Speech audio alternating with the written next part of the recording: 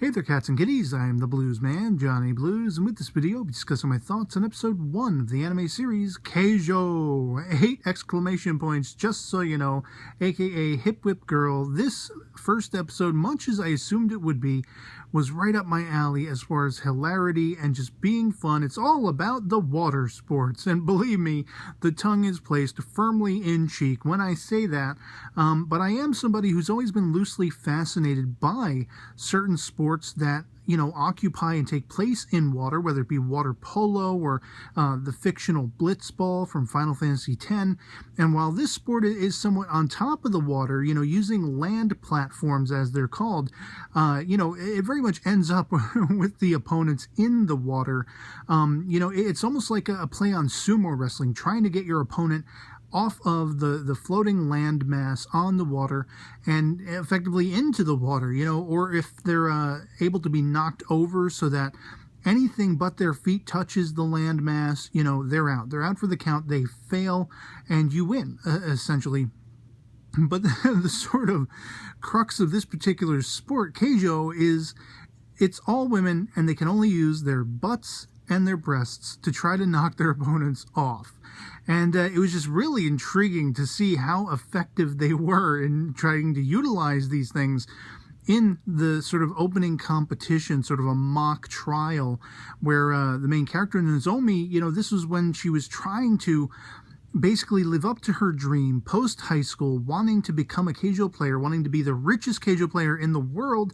And she's really, these are the first baby steps for her to try to realize that dream, going to a Keijo academy for training, and she's going to be up against friends and enemies. I mean, you know, she's not getting groped by women who are slightly older than her and slightly more well-endowed and things, and being, you know, these women are finding her impressive and all this kind of stuff. I mean, she's a gymnast. You see her jumping around like crazy and, you know, exposing the fact that she wants to be the greatest Keijo, richest Keijo player in the world. And her friend, who's much more timid, is even more well known than she is. You got some of these reporters being scolded by their upper class, you know, bosses and things. Why are you talking to a nobody like Nozomi? And I feel bad for her because all these other characters are garnering attention, but then her potential opponents are the ones who are coming over, and they know that she's got skills. They know that she's somebody to be, you know, not to be trifled with, I should say. This chick Kawaii, who's like psychotic, I guess, because she's like, she's really getting off on the idea of trouncing these other female opponents and everything. And when they go head to head, it's just insane. Her butt is not to be trifled with either, you know, so Nozomi basically has to resort to all of these weird tactics, like shoving her face in Kawaii's butt and all this kind of stuff, to counteract this like knockout, you know, jaw punch that she does with her buttocks. It's insane. And in the end, it looks like she is almost about to hold her own against Kawaii, but she ends up losing. And yet she still makes points enough to win, and this sees her going to this Keijo Academy. It's interesting because you hear some of the reporters talking about, oh, she's a nobody, she's going to end up in the empty room. This is a room they have in the deepest, darkest recesses of this academy, and it's called the empty room because people who are sent there are expected to eventually be, you know, end up running with their tail tucked between their legs, quitting, dropping out, all that kind of stuff. And she's sidled up with like just the weirdest roommates. One girl is, you know, reading a Keijo magazine and wants nothing to really do with any of her roommates.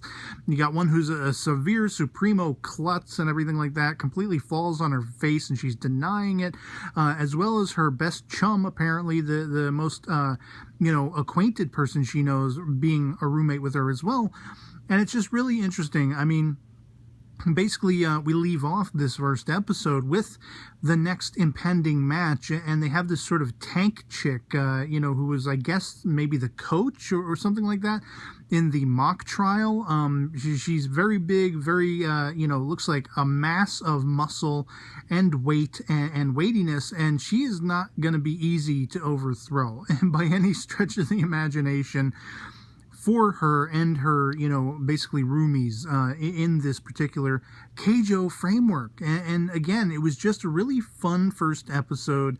Not necessarily the best of the season, but it's definitely living up to the mixture of fan service, hilarity, abnormal and kookiness and weirdness that I basically every now and then I need. I need a series like this to basically contrast the dramas and the just straight-laced comedy. I need something off the wall every once in a while, and this is certainly off the wall. It's off that floating landmass into the water on its own, and I like Nozomi as a character. She's a character who's aspiring toward greatness, and I love when you see that. It's kind of like the Shokugeki no Soma thing, where you had Soma Yukihira, who was just giving everything his all, and he wouldn't be downtrodden, no matter his failures or successes.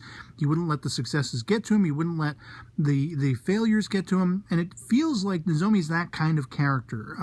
She does beat herself up a little bit verbally, but she's ready to go. She's ready to rock and roll, and I'm ready to join her on this journey and see where it goes and see if she can become the greatest, most richest Keijo player. And so, yeah, otherwise, I hope this video finds you well. That'll be pretty much it for me on this.